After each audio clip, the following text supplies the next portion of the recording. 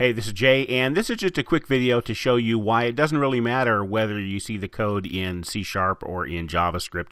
I'm going to leave the boo guys out of this for now. Watch that coin down there. Okay, it vanished because there was a script attached to that, and this is, let's go ahead and zoom in on this, and so we can see over here, there's a circle collider, and there is a script here that is deactivated. And there's one down here that is actually active. I'm going to ditch this one. So it was using this C# script here. You can see there, C#. So I'm going to remove component. I'm going to activate this one. And we're going to run this thing again. And watch the coin down there at the bottom. Basically, you're going to see that it does exactly the same thing. And I'm going to show you both of those pieces of code to show you why C# versus JavaScript doesn't make a difference. Now, somebody will tell you that, yes, you can do this in C# and you can't do it in JavaScript or something like that. At some point, it will matter.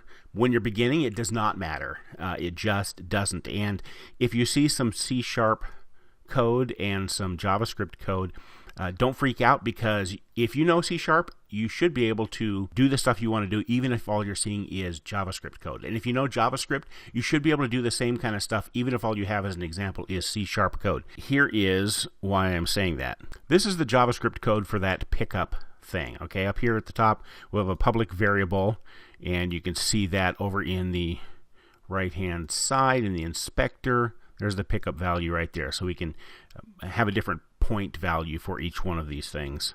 And then we've got a function that does onTriggerEnter.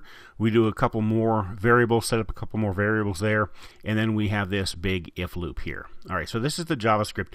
The C# version of this, there's some extra stuff here at the top, but we don't have to worry about putting that in because Unity does it for us.